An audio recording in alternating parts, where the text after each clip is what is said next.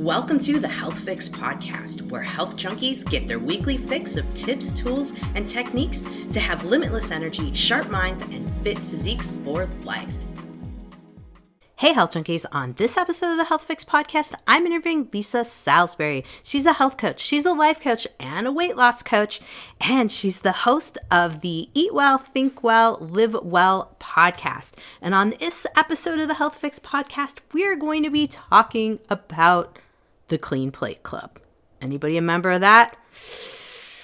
Hunger, nutrition, weight loss, all the things that mess with our head, all the things that have messed with your head over the years. Lisa and I are going to break it down, and we're going to talk about how you can intuitively eat when you understand your body's hunger cues. And so the idea here is really connecting your brain and your belly and learning how to do it and taking the time to do it.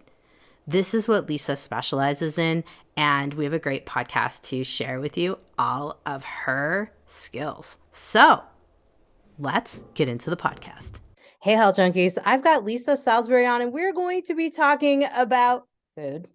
And we're going to be talking about everyone's favorite subject that sometimes gets me to be like, oh, I don't want to talk about it again, but it has to do with weight loss. But we're going to talk about it in a different manner because both Lisa and I are recovering chronic dieters. We're going to talk about how to kind of get out of that mentality and move into a new thought process. So Lisa, welcome to the Health Fix podcast. Thanks so much. Appreciate you having me on.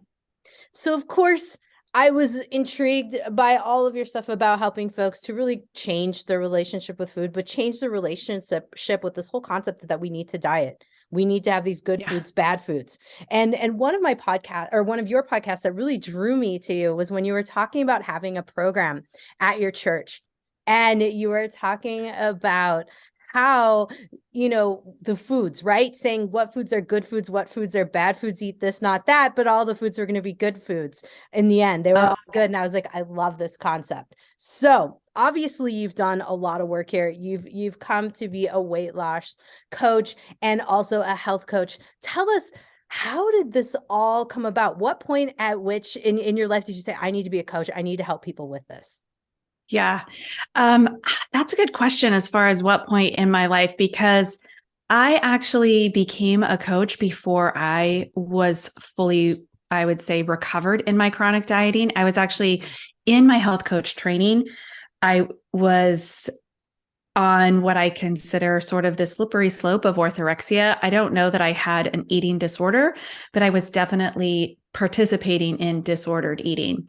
And I like to make that distinction because a lot of us are eating in a disordered way and don't have a full-on eating disorder to be diagnosed. But really, it was years in the making. I started dieting when I was in high school. I had several adults, mostly males, tell me that I needed to lose some weight. My swim coach in college, I was doing 2-a-days swimming, working out on land. I was on the swim team, and we did a body fat test. He called me in and he said my body fat was too high. Here's some vitamins to help with that. So I was getting a lot of messaging from a lot of adults in my life that my body wasn't quite right for some reason or another. And when I stopped swimming and then I got married fairly young, started having kids. And so then my body's on this roller coaster of pregnancy and nursing. And the messaging there is, of course, lose the baby weight. And what that sounds like to your brain is that the weight that you gained for the baby is fat, right? That you need to lose that fat, that somehow that was a bad thing to do. So it led me to, in my last pregnancy, I knew this was going to be my last baby. And I distinctly remember having this thought, well, this is the last time I can be fat, so I better eat all the things now, right? You're making a face. She's making a face, you guys. It's terrible. I'm not. And what I know now is, of course, that's not what was happening to my body. I'm telling you what my brain was thinking, which was not healthy. And so it just produced tons of scarcity. So I'm eating all these foods that I'm like, this is the last time I can have these things. So of course, this leads to binge and, overeating and restricting cycles. So that just led to several decades of dieting. And the last diet that I really was on was macro counting. I know this works for a lot of people, so I'm not trying to vilify any particular plan. It did not work for me and my personality because I ended up having a drastic increase in anxiety. If I could not figure out what the macros were from a restaurant, I would go one of two ways. Either I would just not enjoy myself and have tons of anxiety and be like, what am I going to do? How am I going to fit this in? Or I would be like, well, I can't count it, so I better just eat it all. And it kind of was back to that pregnancy mindset of like, well, since this doesn't count, eat it all. And so I just was having a lot of, like I said, disordered eating. And I was in my health coaching certification. Mostly I was looking to do something that I could work from home. And I've always been interested in health and nutrition. My bachelor's degree is health and human performance. So I thought it was a good fit for me. My study partner, as we were getting into the orthorexia unit, she was like, so gentle, and was like, oh, like, what do you notice here? And she was so careful. And I just appreciated her so much, looking back. And I really was able through my health coaching certification. And then I did a life coach certification, which also included a weight loss coach, which really helped me to let go of dieting, let go of having to check in with a diet app, having to ask a book and a food list what I should eat, eating, lunch meat in front of the refrigerator at 9 p.m., trying to meet my protein macros when I'm not even hungry. Okay, who has done that? Everyone raise their hand, right? Like, yes, I want to prioritize protein, but I do not need to eat deli ham if I'm not hungry. Like, it doesn't make any sense. It doesn't make sense. So that's kind of how I've come to develop the program for my clients, of releasing any of the labeling of food, good and bad, and to really, really learn to check in with the body for amounts of what we're eating. And even sometimes the foods we're eating, which can be tricky with food choices when we're just checking in with the body, but it can really be powerful. Absolutely. Absolutely. I mean, ultimately, I'm on the same pathway with a lot of my folks. I tell people I don't do weight loss programs, but, and I specifically work on, what are you eating? What are you drawn to eat? Why, kind of asking that why. So I think that's really huge, of looking in and seeing, because as you mentioned, in some of your other podcasts, the portion distortion is quite an issue in our head. We don't know. And if someone's been on keto versus paleo versus other diets, we get some really weird things in our heads. Yeah.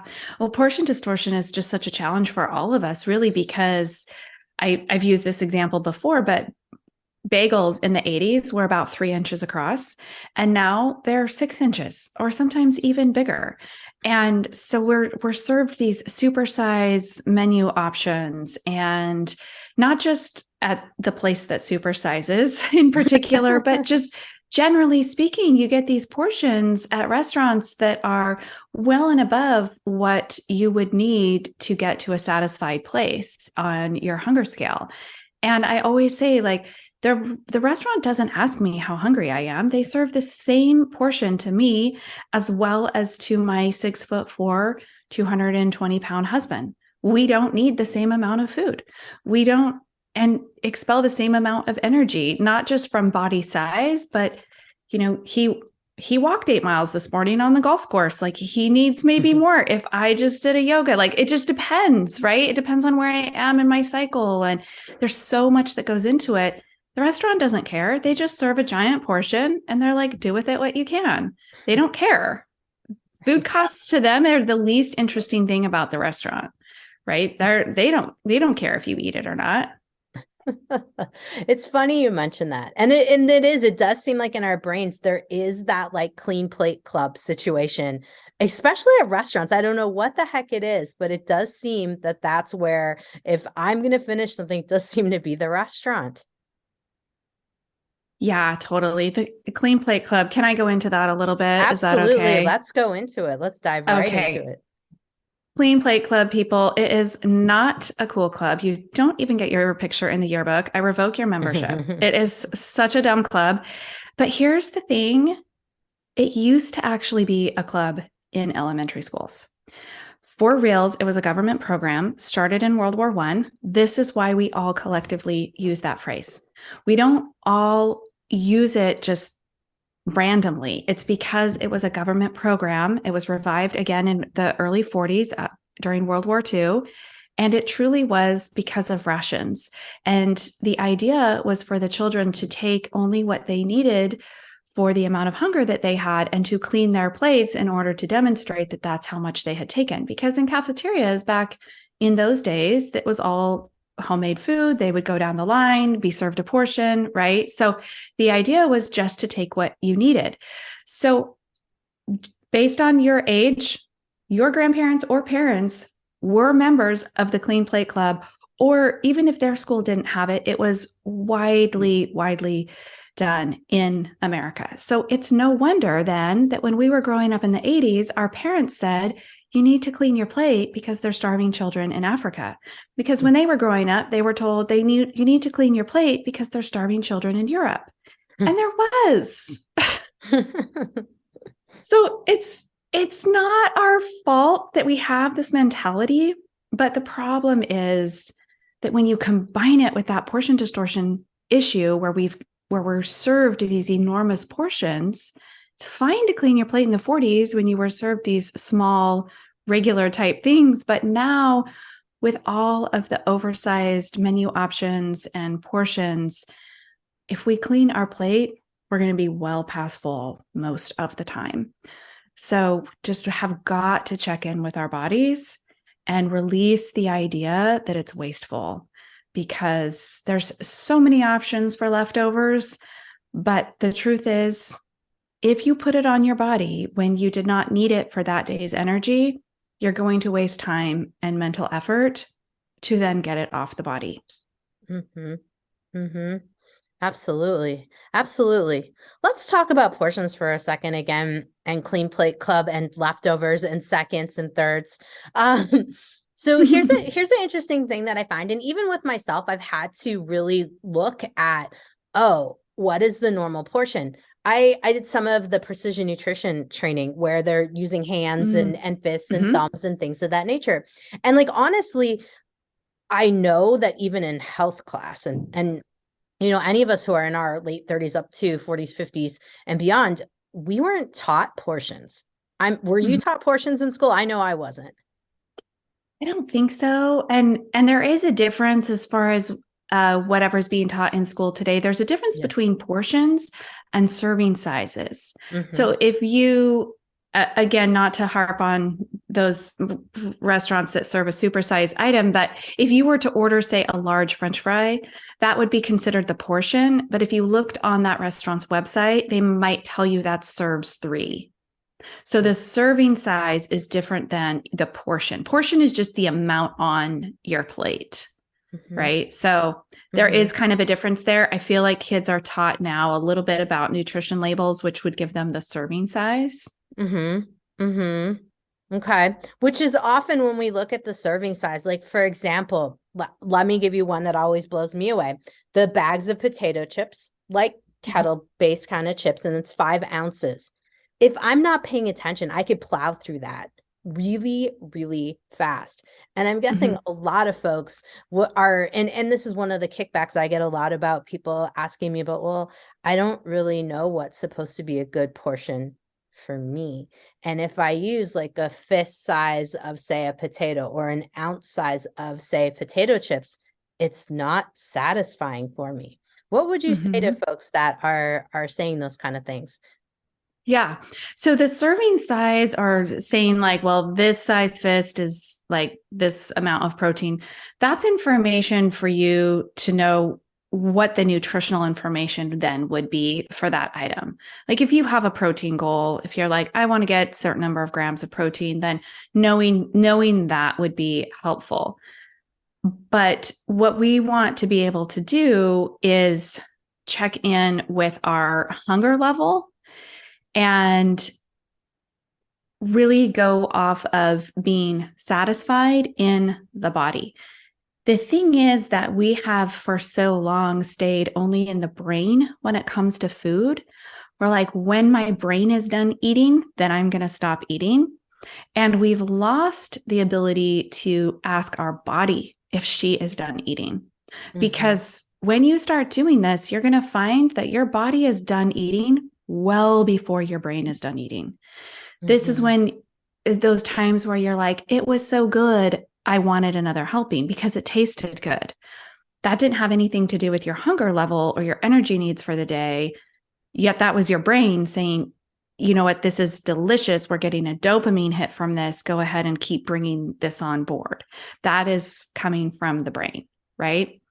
So it's a practice of starting to really think through how which is funny that I'm saying get out of your brain and then think. Obviously, we have to use our brain for all of this stuff, but just to really pay attention to what is happening in the body when we're eating slowly and mindfully and thinking about how full our stomach is, for lack of a better word, really, it starts in the stomach.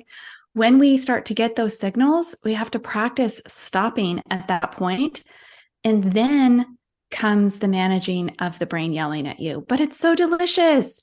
Don't waste it. It's only 4 more bites. Everyone will think you're weird. Like, right? Grandma will be mad if you don't have seconds. Like, there's so many reasons we keep eating. And we have just completely not paid attention to how we feel in our bodies. And it's a practice for sure. It's something that you have to really just continue to try to do. I'm glad you mentioned that, because I think for a lot of people, we think about, okay, this is what I should be eating, or this would be what is considered my portion for me, or whatnot, or serving size for that matter. And then when we look at reality, and like you said, like, grandma's gonna be upset with me because she usually gives me a big old piece of pie or whatever it may be. This is fun because we're coming one day off of Easter recording this, folks. So, thinking about those things, I know a lot of people will struggle with that. And so I think the first question I'm gathering folks might have is, okay, on average, how long does it take someone to really connect with when they're full and knowing like what's good for them in terms of an amount of certain things?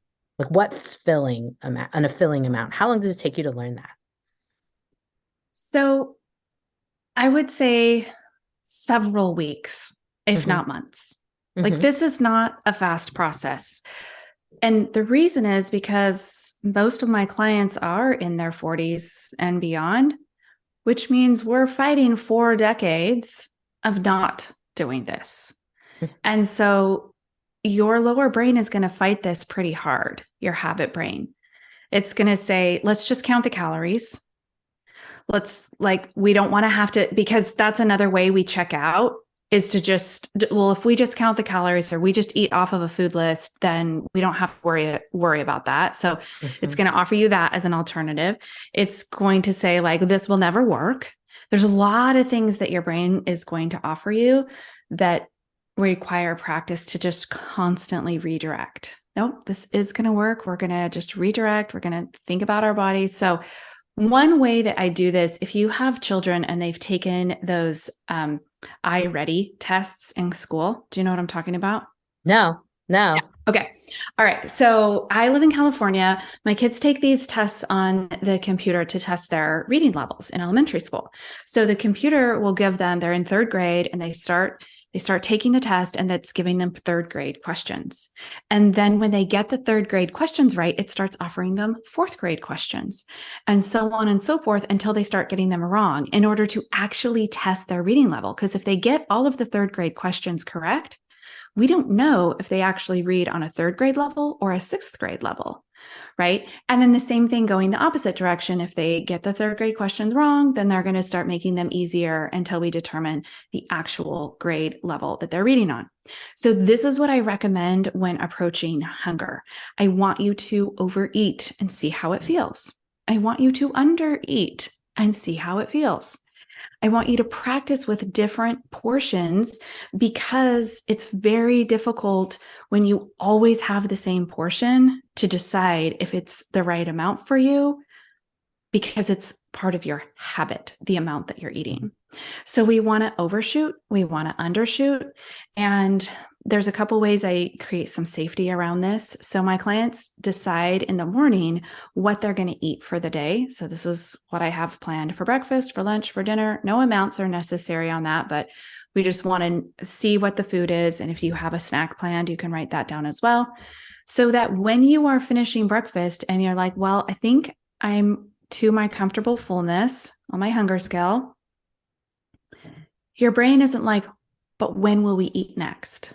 You already know what's for lunch. So it creates a lot of safety in the brain around the idea of when and where the next food will come from, because you have to remember, when our ancestors were hunter-gatherers, there was not a grocery store on every corner. Like, the idea of food being available 24/7, literally within walking distance with very little effort on our own part, is very new in the history of human beings. It's very new.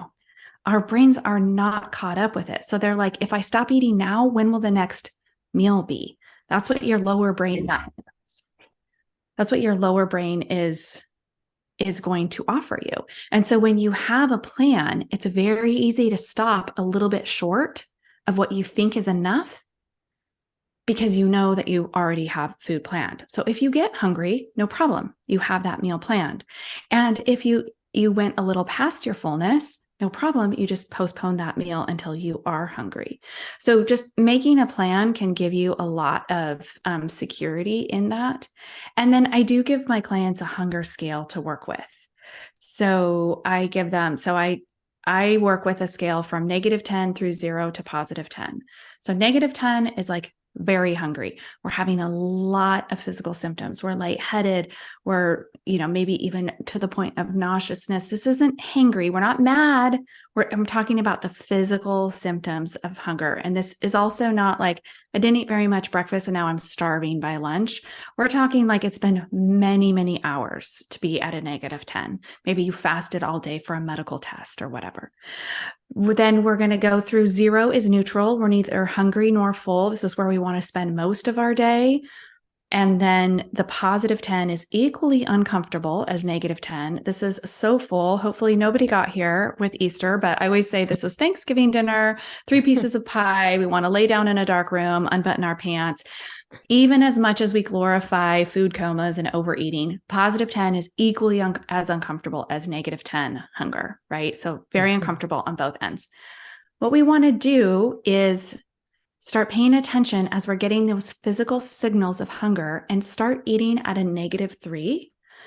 And then we want to eat until we're at a +3. And I have a very technical name for this.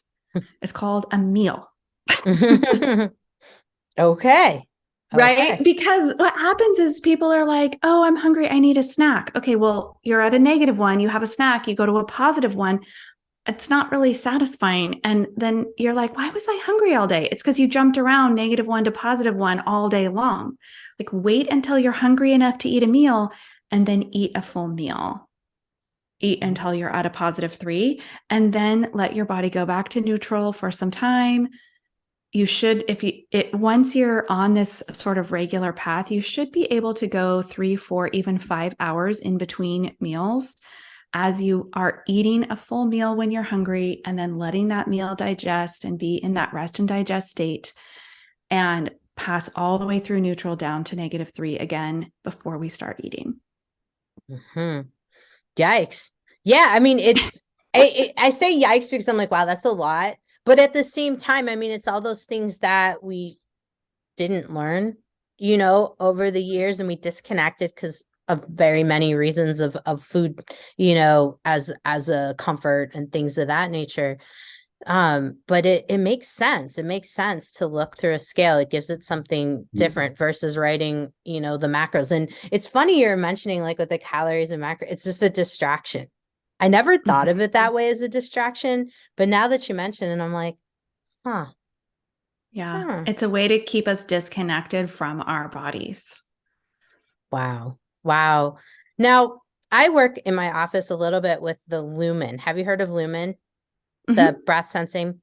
And Yeah. I use it a little bit for connection with folks so that they kind of see what's going on. But I'm like, ooh, you know, using it with to learn a little bit more about what's happening with your metabolism. I would probably guess that Mhm. after time of using scales, you could pretty much tell where you are with fat burn, carb burn in terms of just overall feeling. Like, do I have more energy or do I feel sluggish kind of a situation? Mhm. And two, like, there's no harm in more information. One thing I like to tell women, because most of us have been on 40 to 60 diets by the time we're in our 50s. And that's Mhm. attempts of dieting. So you may be like me and you've tried the South Beach diet, a dozen times. So it's not that you've tried 40 or 50 different diets, but just, starting it on Monday kind of thing. So we have been on diets. And even if you haven't recently, studies show that like 47% of people dieted last year, like in our last year. So at least half of our listeners have been on some sort of diet just last year, but you have been on something in the past. And rather than be like, that was so dumb, that didn't work, I don't know, like look at it and say, what worked for me? And I think that's the same with the Lumen. If you want to gather information, that might be a shortcut to gathering the information. But I just like to see, like, where did I feel best? Did I feel best when I wasn't eating carbs on that phase 1 of South Beach diet? That's a hard no. Right? But Mhm. like, Mhm. what kinds of foods did I eat? When did I feel amazing? Like, gather that information from those past diets that you've been on. And rather than just discount them, like, well, I'm not dieting anymore, we can say, when I feel great, it's when I eat a lot of vegetables. Great, let's do that. We can do that without being on a quote unquote diet. We just are like, hey, vegetables work well for me. I'm going to eat a lot. Fruit works well for me, carbs work well for me, whatever it is that you're like, that works well for me. And, someone's out there going like, yeah, well, cupcakes work well for me.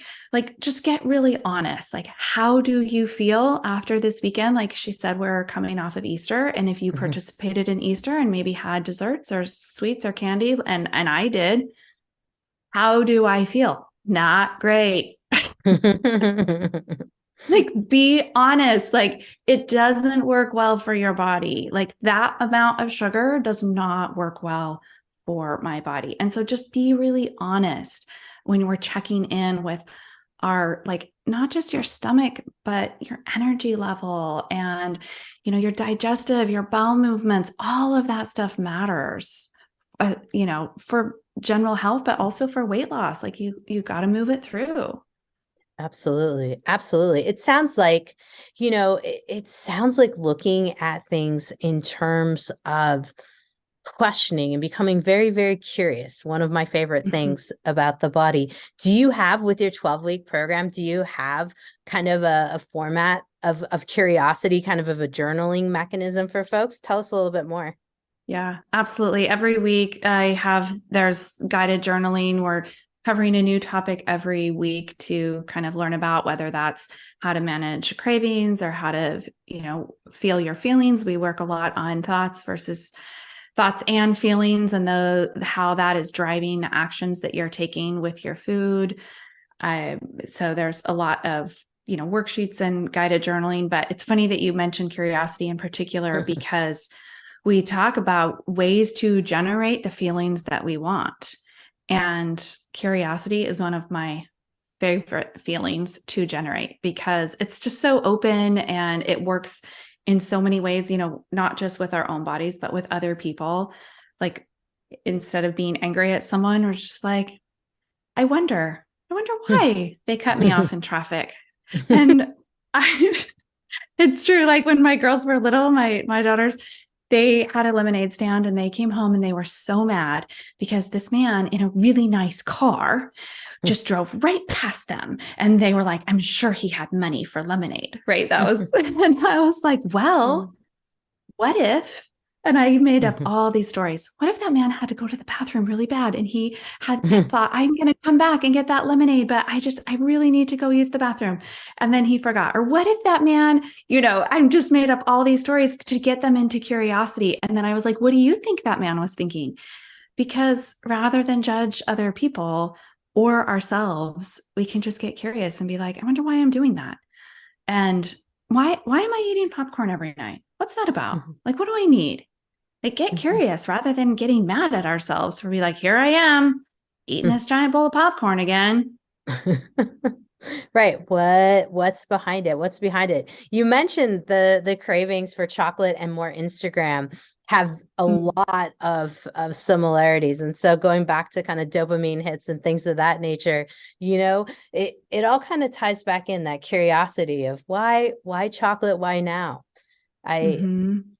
I find it fascinating that we're those kind of creatures of why more Instagram right now. Yeah. Yeah. What are you really looking for? Are you lonely and you're thinking that like getting on Instagram to see what your friends are doing for connection is going to work?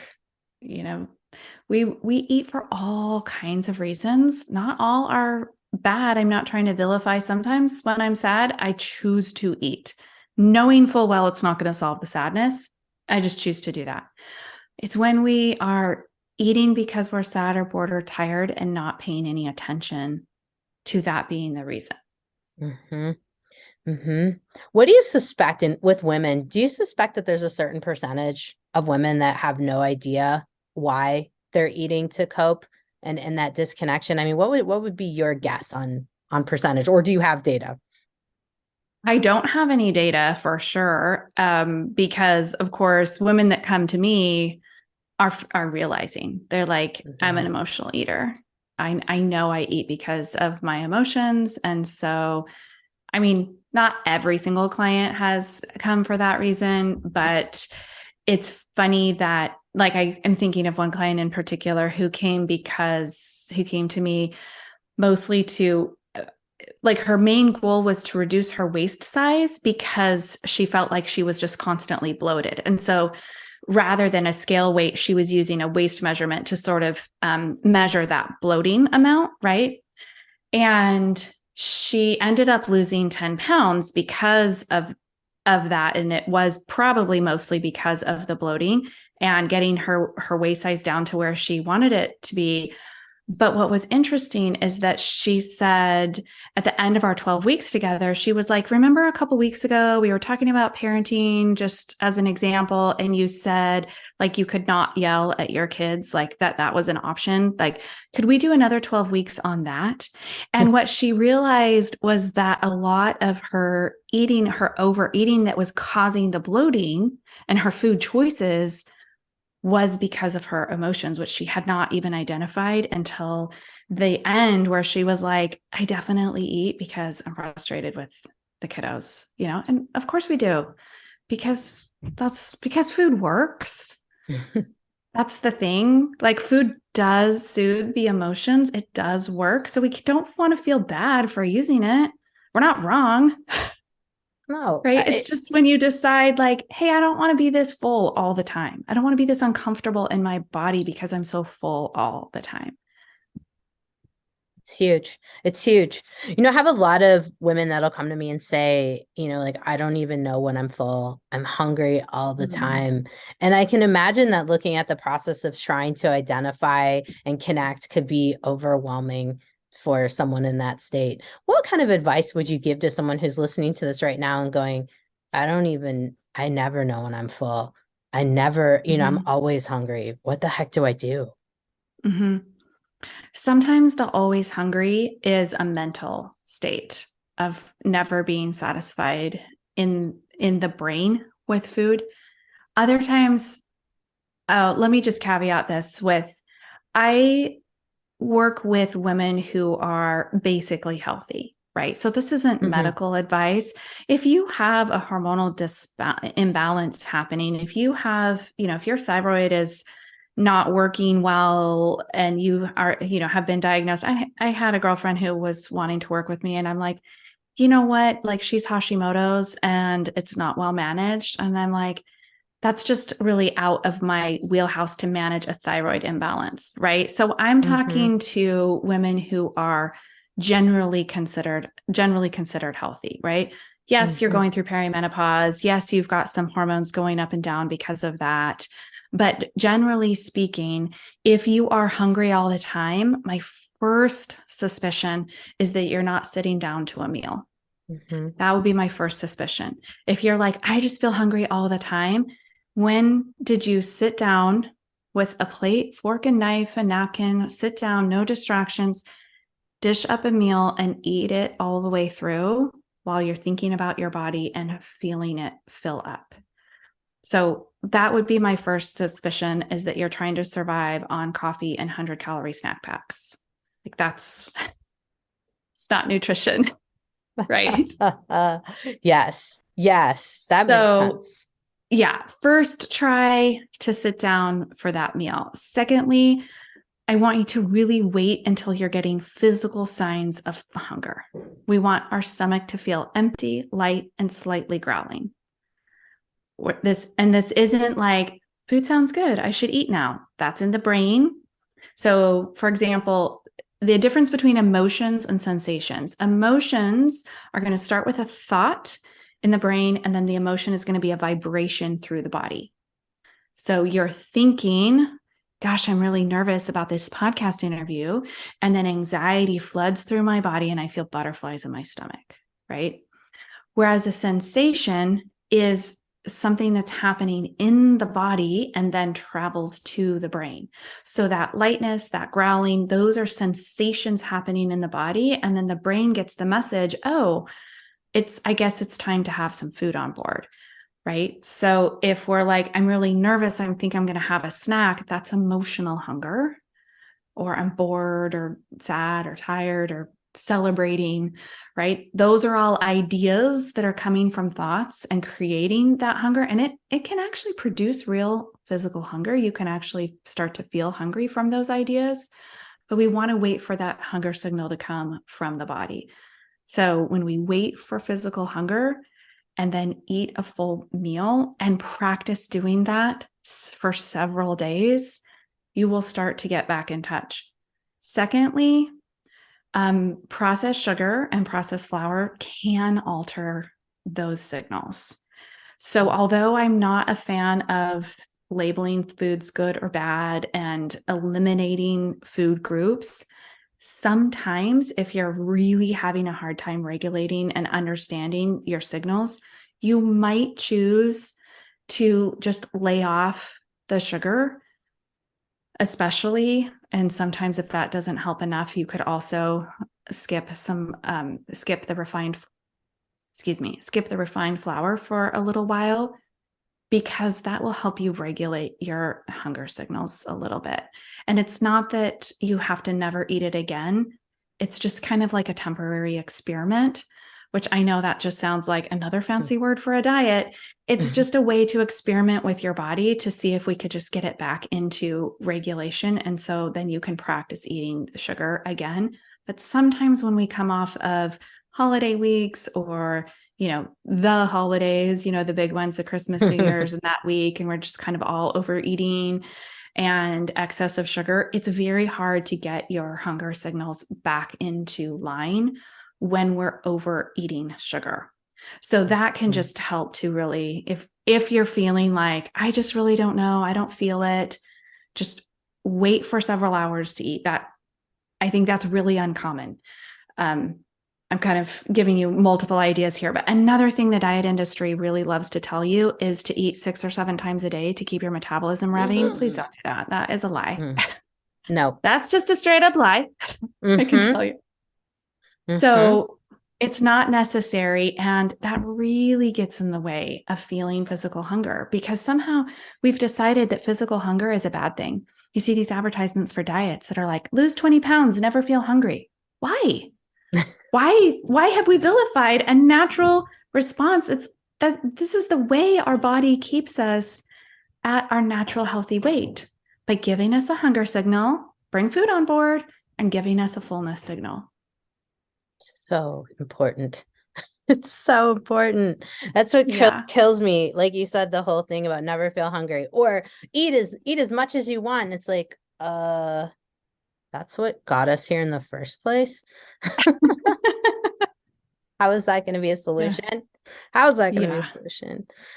Oh my goodness. Wow. Well, Lisa, you've given me so many good ideas, in terms of things that I want to drill you about for like 4 hours. But of course, um, we definitely need to tell folks about your 12-week program because I mean just what you've given me now, it's like, wow, okay, I can see some really good things for folks in my practice and whatnot, just to learn how to reconnect to their bodies with food again. It's almost like relearning to eat and trust yourself. I think that's another big thing. So tell us a little bit more. You've given us kind of what goes on in the program. Give us a little more details and where they can find you and all of that good stuff. Sure. Yeah, so I do have a 12-week program. It's Eat Well, Think Well, Live Well, same name actually as my podcast. I just use the same name for everything, but because those are my three pillars, yeah, I really want people to learn to eat what works well for them, to think about it, and to really get a handle on their thoughts around food and to, like you said, trust themselves again, and then to live well, all the living aspect that goes into a healthy lifestyle. So that's where we talk about sleep and moving your body in the way that you like to, exercise routines, and then the interesting things that you want to do so that food is not your main source of entertainment. So just living well. So that is what we cover in my 12-week program. I do one-on-one as well as groups. So depending on when this comes out, my most recent group might have already started, but there will always be another one coming right around the corner. So either way, the difference there mostly is price point, because you're going to get the same amount of attention as far as like coaching and workbook and everything from me. The easiest thing to do for folks right now, though, is to download my free Go-To Meals e-guide. And that's a concept I teach in the program, Go-To Meals. It helps you get out of this indecision, because when you go to plan a meal or decide what's for lunch, your brain is like, I don't know, you've never made anything good in your entire life. My brain's like, nope, there's nothing good to eat. So if you have this list of go-to meals, you always have options of things that will keep you on track, things that are like, this works well in my body. So the guide gives you what a go-to meal is, how to create them, gives you some of mine to get like as a springboard to get you started, a few recipes on mine, and then a blank sheet for you to create your own. So that's going to be at podcast.wellwithlisa. I'm going to get it wrong. We'll put the link in the show notes, but it's /meals. Anyways, we'll just put the link. We can do that. We can do that. Okay. No doubt. Because I mean, that sounds really awesome. Because I think a lot of people ask me, like, Doc, just tell me what to eat. I just want a meal plan. And I'm like, can I teach you how to cook or put meals together? Yeah. And so this sounds like it's much like, here's some examples of what to try when you're just like, I don't. Yeah. And when people want a meal plan, I will say I do not provide meal plans, because your food journal is the most important nutritional study you'll ever read. You have to keep your own food journal and look at it and see what is happening in your body based on what you are eating. That's going to give you so much more information than following a meal plan that you found online or got out of a book. It will just be so valuable to you. Absolutely. Absolutely. I find that true as well, because it's just curiosity. Back to the term curiosity, seeing, what works best with your body. Oh, goodness. Well, Lisa, it's such good work here. I am excited to dive more in. I'm going to get your freebie and look at it myself. So folks, that will be in the show notes at drjkrausend.com. Lisa Salisbury, thank you so much for coming back on. And guys, check out her podcast as well. Eat Well, Think Well, Live Well. She's got some great episodes there with some really thought-provoking stuff. I geeked out for a while on it. So thanks for putting that thanks. Up. Yeah, you're welcome. Thanks for listening. Yeah, no, it's good stuff. So I hope that everybody checks that out. And Lisa, thanks again for coming on. Thanks for having me. Hey, Health Junkies, are you feeling just off? Feeling like you're aging a little bit faster than you want to and wondering what in the world is up? Hey, I might have some answers for you and some direction. If you want to chat with me, I am offering complimentary calls right now. You can head over to Dr. spelled out JKRAUSEND.com. Take my quiz, click on the schedule a chat, and let's talk and see if we can get you in the right direction. And if I'm able to help you, I'm going to let you know. Otherwise, I'm going to help you find what you're looking for. Head over to drjkrausend.com and check it out now. Hey, fellow health junkie, thanks for listening to the Health Fix podcast. If you enjoyed tuning in, please help support me to get the word out about the podcast. Subscribe, rate, and review, and just get that word out. Thanks again for listening.